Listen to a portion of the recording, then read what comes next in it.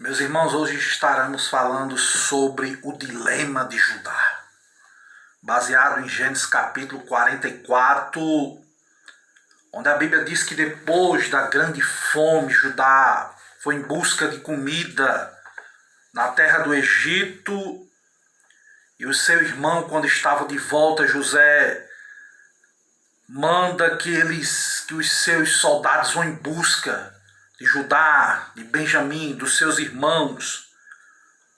E quando o acusando de terem levado o copo de prata de José, vemos também uma defesa ousada de Judá. A prova que eles não tinham más intenções com o governador do Egito é que levaram de volta o dinheiro na boca dos sacos. E eles responderam: aquele dos teus servos, com quem for achado, morra. Ainda nós seremos escravos do meu Senhor. E eles começam uma investigação de forma minuciosa, cautelosa. Curiosamente, para aumentar a tensão, o mordomo, que já conhecia as ordens,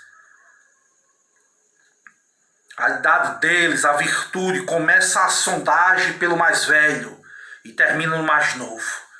E encontram-no na boca do saco, dentro do saco, o vaso de prata, o copo de prata de José. Naquela hora eles entram num transtorno profundo. Eles ficam atordoados. Estavam encurralados num beco sem saída. Não tinham como fugir da evidência. Eles rasgavam as suas vestes, cheios de vergonha, de opróbrio, carregavam de novo os jumentos sem dizer uma palavra, voltam para a cidade agora para encarar o governador, o seu irmão José, a quem não sabiam ainda. E nós vemos aqui uma defesa comovente. Ninguém acusa, ninguém repreende Benjamim. Pelo contrário, todos rasgam as vestes em sinais de luto, de vergonha coletiva. E aqui nós vamos destacar alguns pontos importantes. Em primeiro lugar, nós vemos um retorno constrangedor. Eles se prostraram em terra diante de José pela terceira vez. E José pergunta: o que é isso que vocês fizeram? Não sabe que um homem como eu sou capaz de adivinhar? Vemos uma confissão sincera de Judá. O porta-voz e líder dos seus irmãos assume o comando.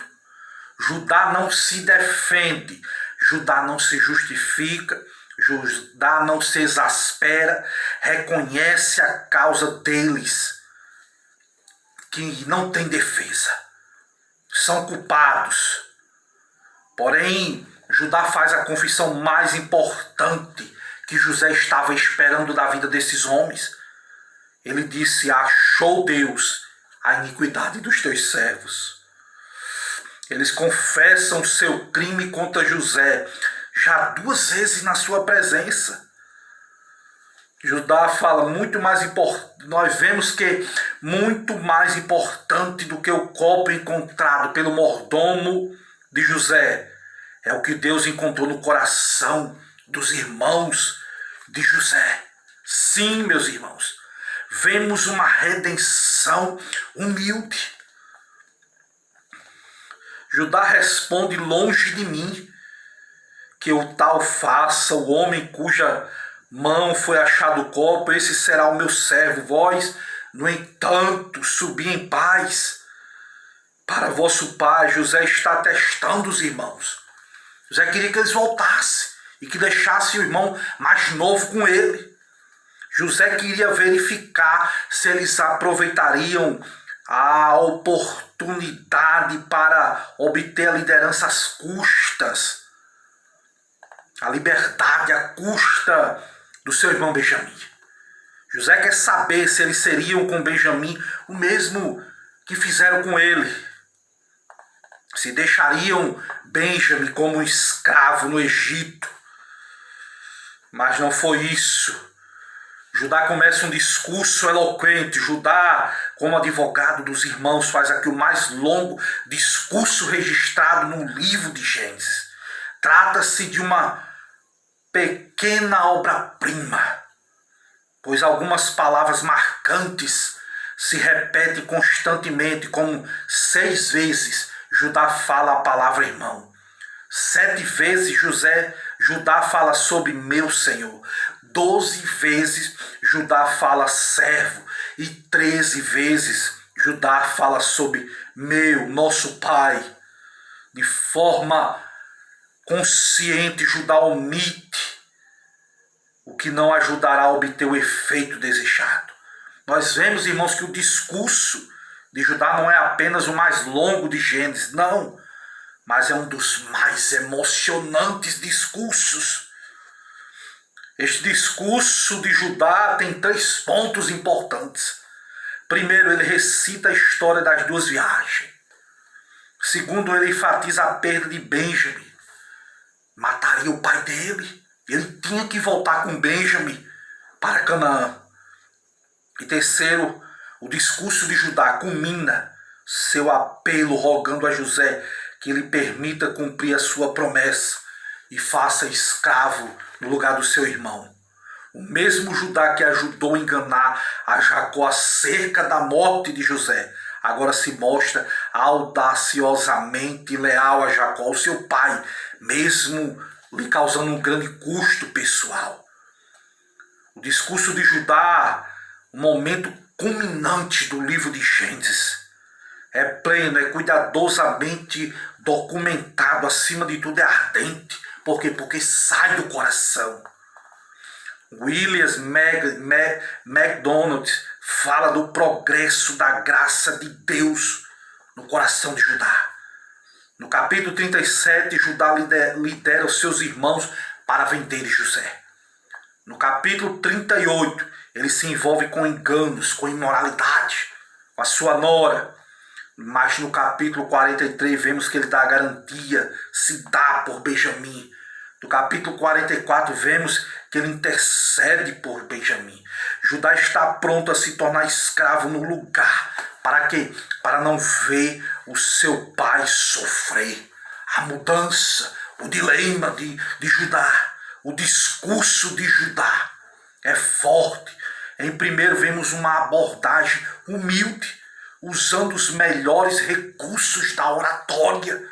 Judá inicia seu discurso humilhando-se a si mesmo, exaltando aquele a quem dirigia a palavra. Em Judá vemos que ele pede permissão para falar, ele roga paciência para ser ouvido.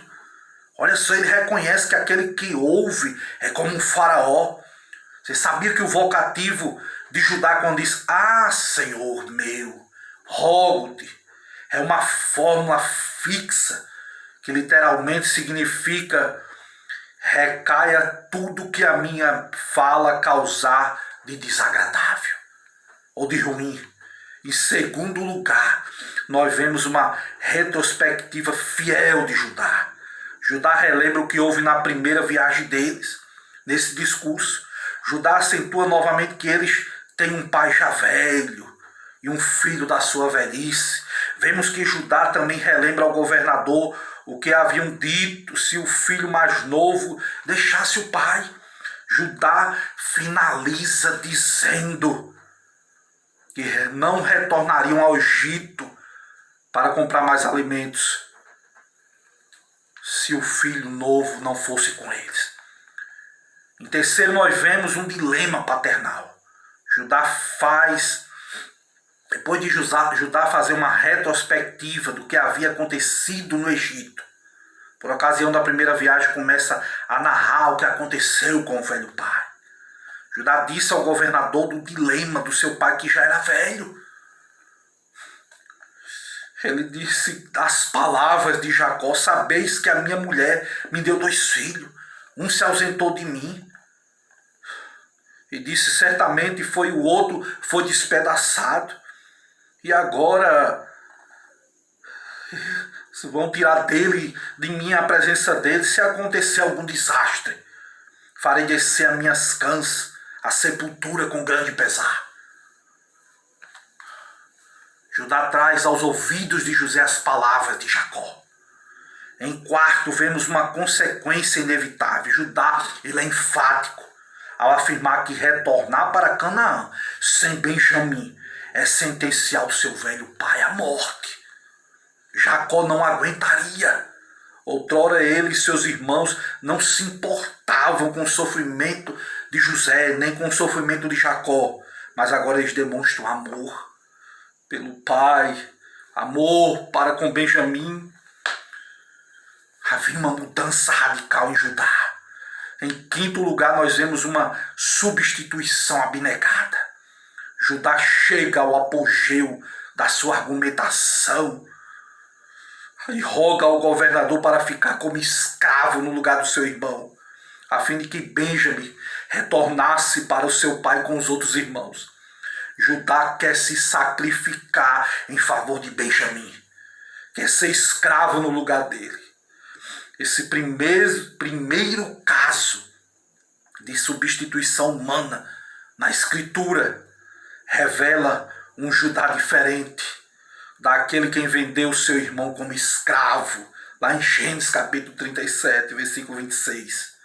O discurso de Judá pode ser comparado com o discurso de Moisés a favor do seu povo, quando fizeram um bezerro para o adorarem. A Bíblia diz lá em Êxodo 32, aleluias.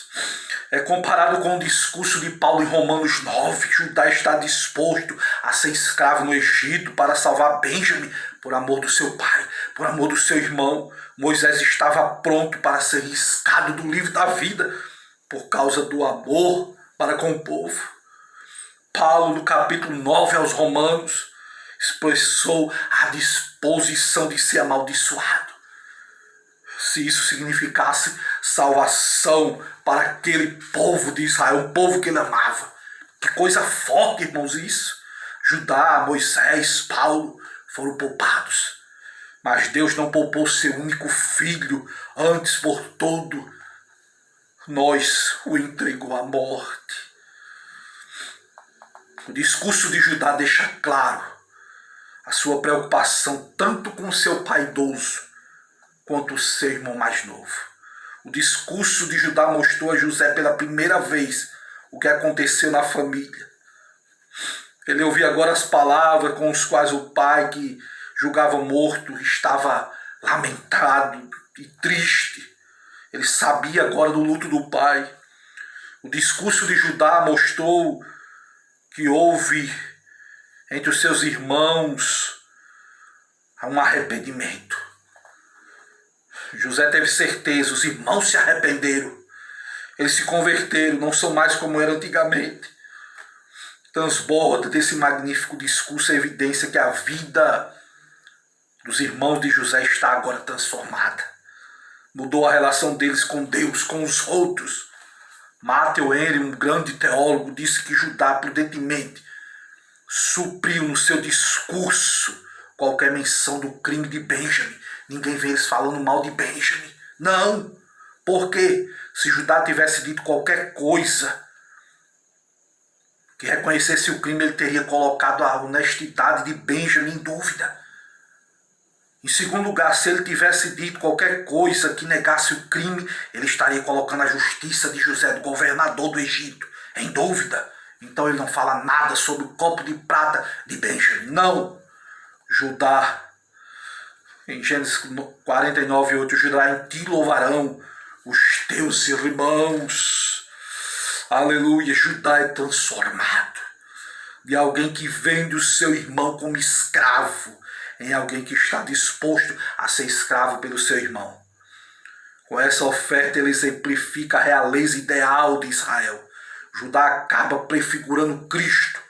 Ele é a primeira pessoa nas Escrituras que se dispõe a própria vida dar pelo outro.